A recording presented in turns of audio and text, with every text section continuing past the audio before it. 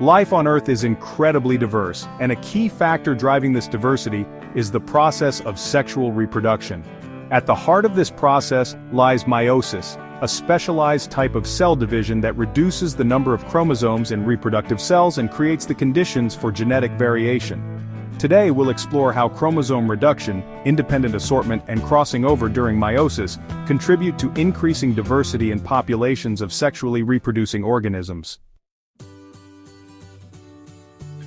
Let's start with the concept of chromosome reduction. Humans, like most sexually reproducing organisms, are diploid. This means they have two sets of chromosomes, one set inherited from each parent. In humans, that's 46 chromosomes in total, or 23 pairs.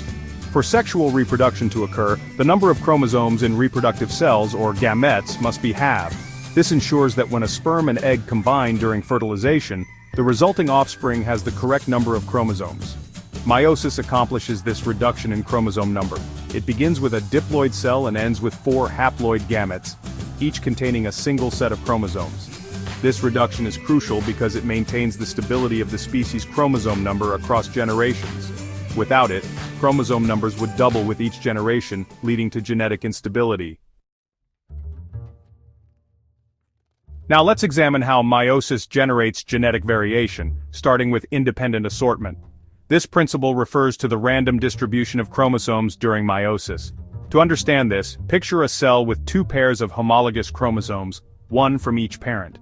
During meiosis, these chromosomes align at the cell's equator in pairs. Here's where the randomness comes in. The way one pair of chromosomes lines up has no influence on how the other pairs align.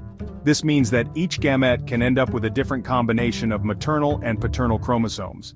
With humans' 23 pairs of chromosomes, the potential combinations of chromosomes in gametes is enormous, over 8 million possibilities per parent. Independent assortment ensures that each gamete, and ultimately each offspring, is genetically unique. This variation is a fundamental driver of diversity within populations, giving rise to the wide range of traits observed in sexually reproducing species. The second mechanism for generating genetic variation during meiosis is crossing over, which occurs during the first phase of meiosis known as prophase 1. At this stage, homologous chromosomes pair up and exchange segments of genetic material.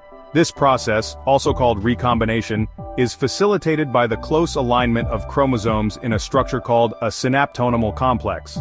Crossing over shuffles genetic information between homologous chromosomes, creating new combinations of alleles, the different versions of a gene. For example, one chromosome might carry a gene for blue eyes and another for brown eyes. After crossing over, a chromosome might carry a mix of alleles for eye color and other traits. This genetic reshuffling adds another layer of variation to the gametes produced by meiosis. The combined effects of independent assortment and crossing over ensure that no 2 gametes, and by extension no 2 individuals, are genetically identical except in the case of identical twins. Why is this diversity important? It plays a critical role in the survival and evolution of populations. In a changing environment, genetic variation increases the likelihood that some individuals will possess traits that confer an advantage, such as resistance to a disease or the ability to thrive in a new habitat. These individuals are more likely to survive, reproduce, and pass on their advantageous traits to the next generation, a process known as natural selection. Genetic diversity also helps populations resist the spread of harmful genetic mutations. In a genetically uniform population, a single harmful mutation could have devastating effects. But in a diverse population, the impact of such mutations is diluted, making the population more resilient.